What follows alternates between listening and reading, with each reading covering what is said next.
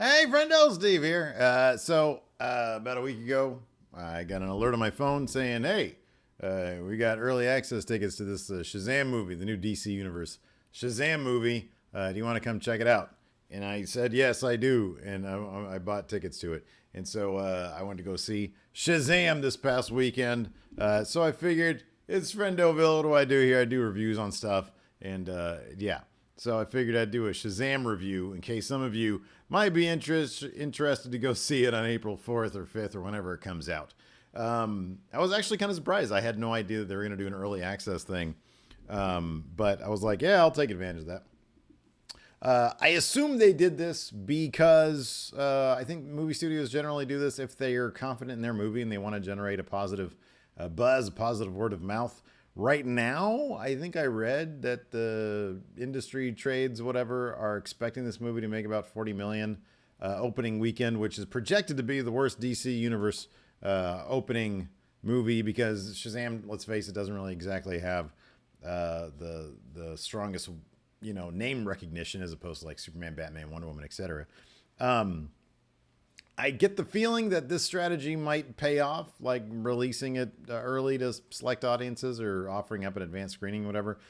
Because so far on Twitter, what I've seen, the word of mouth has been very, very strong. I'm going to go ahead and add to that. I'll be honest with you. I'll start off my review as I typically do. In a nutshell, I thought the movie was. I have my notes here. I thought the movie was really, really fun. I thought it was a very, very strong, positive step in the direction of the DC cinematic universe, which, let's face it, hasn't been great. They have made some positive steps forward. Look, I was a huge, huge DC fan when I was a kid.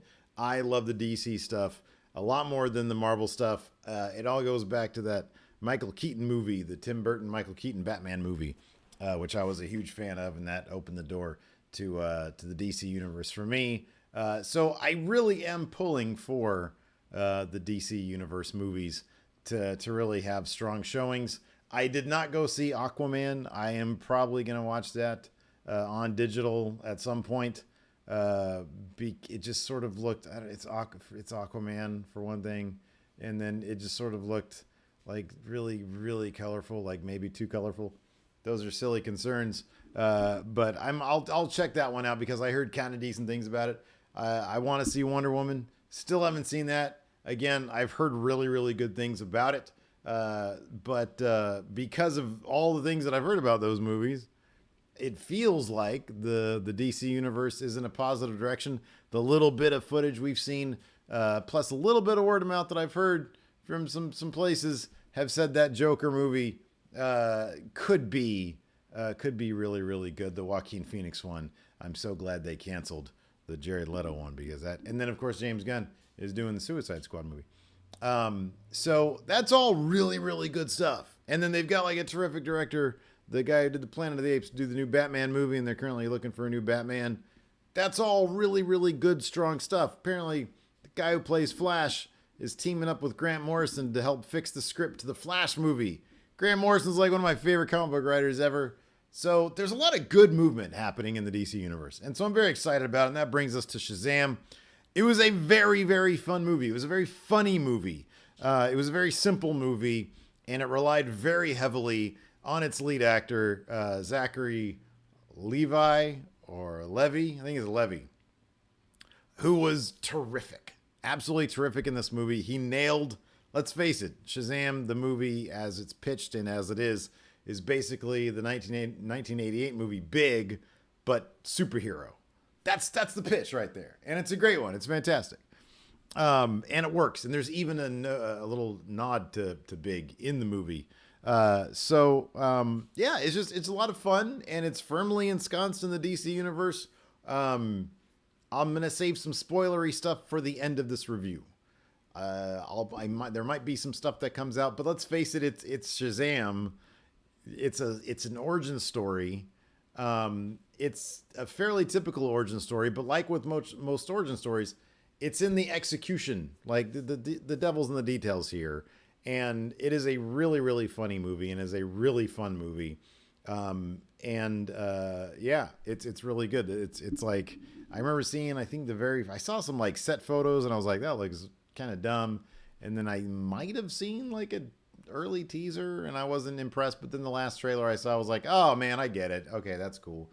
And it exceeded my expectations quite a bit. It really did give me the feel.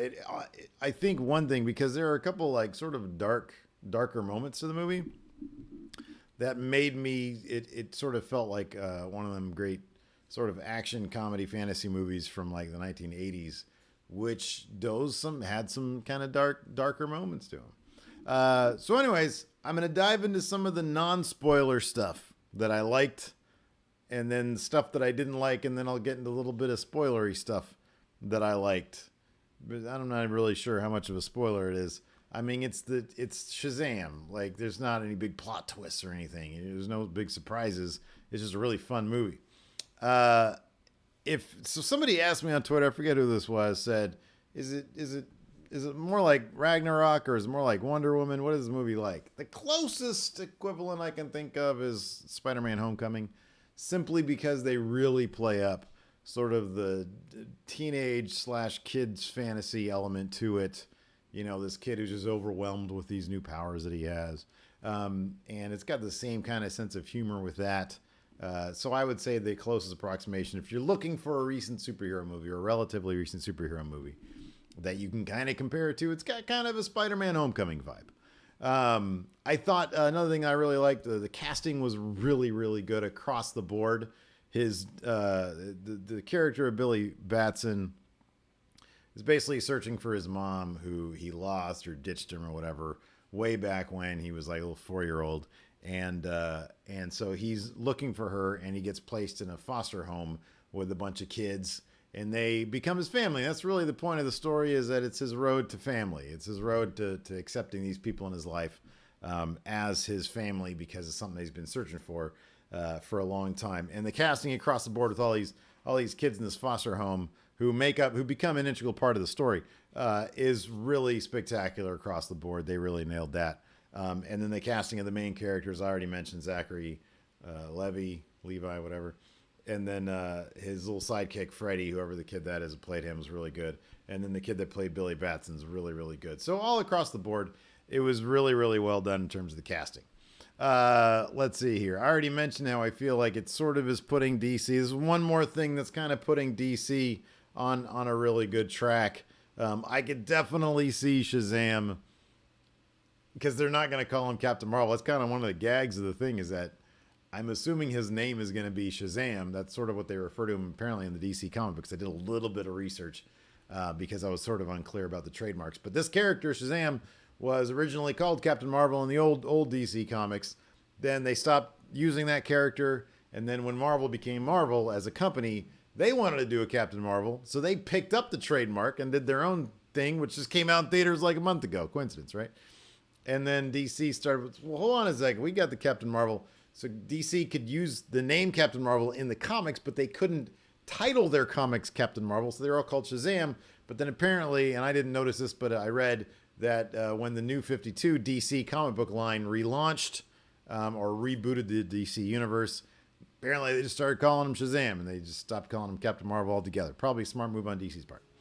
In any event, one of the gags of the movie is they don't really know what to call him, because he can't say Shazam. He can't say, hey, my name is Shazam, because that'll turn him into, that's his power. Like, he says the word Shazam, and then he turns into either a superhero back to Billy Batson. And so they call him all sorts of things, like Captain Sparkle Fingers. They call him all sorts of stuff. So it's kind of the gag of the movie. It's kind of funny. But like I said, it definitely puts DC back sort of on the right track. And I'd love to see Shazam interact with various members of the DC universe, of the Justice League. I think that'd be killer. And if they keep on hiring, the bottom line is this: if you keep on hiring good people to make your movies, you will get good results. That's the bottom line. That's it. That's how it works. Let's see here. I mentioned that already. Yeah, I'll mention this again. It was a really funny movie. I laughed out loud many times during this movie. And it's not the kind of thing where just the good bits are in the trailers, because that happens all the time. When all the good bits are in the trailer, there's a lot more good bits, many more good bits in this movie that made me laugh quite a bit. It was like I said, it was a very funny movie. There was also, like I mentioned, also there's also some dark stuff, but there was no gore, which was a good thing, I think, because this could be totally a kids movie. It's probably like 10 years old and up. Maybe if you have like a 8-year-old who's a bit savvy, maybe 8 and up. I mean, this isn't really a spoiler, but one dude's head gets eaten, but you don't see it. You just see like his head get engulfed by this demon, and then he gets chucked out of a window. So there's some stuff in here that's it's kind of creepy, and kind of there's one lady who just sort of gets incinerated, and that's weird and funny, and not funny. It's just weird and creepy. I laughed because I was like, oh my god, this is so dark. But yeah, like I said, it sort of felt like a throwback to sort of the 80s movies that like kids would go watch before there was a PG-13. And some of these things was like, man, they're getting a lot away with a lot in a PG movie. Let's see here. A couple things that I didn't like. I'll get into that right now. A couple things I didn't like. The basic premise of the villain. I'm not hugely familiar with the Captain Marvel, the Shazam mythology. I'm just not. I was never too interested in him as a character. I enjoyed what Alex Ross did with him in Kingdom Come and Mark Waid. But beyond that, I was in his portrayal in the old Justice League book, which was more humor based. I think it was written by Keith Giffen and J.M. DeMatteis, I think is his name, and then Kevin McGuire did the art. And it's like my favorite comic book of all time, and he was portrayed great in that. But I never really got into mythology. So this character, which I don't even remember his name, like Savannah or something like that. I don't know what it was. I kind of feel like he was a bit on the carbon copy of a evil supervillain guy without really strong motivation. And they even kind of make fun of that in the movie. There's a comedic scene when they have sort of a dramatic face-off, but they're standing like 100 yards away or they're floating like 100 yards away from each other. And the villain is like yapping away about what he's going to do to Shazam. And Shazam's like, I can't even hear you. And so they kind of make fun of that fact. But yeah, he's kind of like a standard villain-ish guy that doesn't have a lot going for him. I thought the basic premise of the character was cool. Like the 7 sins are demons that are inside this guy, and that's where he gets his powers from. And then they can come out, and they were visually very well done. I just feel like the character wasn't all that fleshed out. Maybe he's not supposed to be. Maybe he's just that one-dimensional in the comics. And maybe that was needed in this kind of in this kind of movie. Just to sort of juxtapose the more human aspects of Shazam. But I sort of booked weak, wasn't really booked as much of a threat. So, I mean, I was sort of cold on the villain. And then this other thing, which kind of bugged me, but I think it's because I'm old. The setup for his origin story, to me, just didn't feel very realistic. And I'm not talking about like the magical powers and stuff. I'm talking about Shazam looking for his mom, and then he eventually found her, and he had been going from foster family to foster family. It just didn't, like, I think just because I think I know some people who have dealt with like foster family stuff before, it just didn't come off as terribly realistic. But that's just becoming, I get that. I mean, that's just the setup for the character. The basic premise is he's a kid who's looking for his family. He hasn't been able to find one in all these foster homes. He's a troublemaker. Maybe I'm just used to things being like too realistic these days in some movies, you know, when they get dark. This definitely felt like a bit more of a sanitized version of what that would really be like. And I shouldn't let that get to me, but when it was like immediately off the bat, that's what it was. Just a sort of very clean version of what you would think a foster situation would be. And in fact, it's probably a lot darker than that. It didn't ring true to me. But again, it's a superhero movie. It's supposed to be fun. So they sort of gloss over, oh yeah, whatever. So like I said, that's sort of easily forgiven stuff, but it did sort of bug me at the beginning. I'm going to get into some spoiler stuff here. Very quickly, I'll do a couple minutes on just spoiler stuff.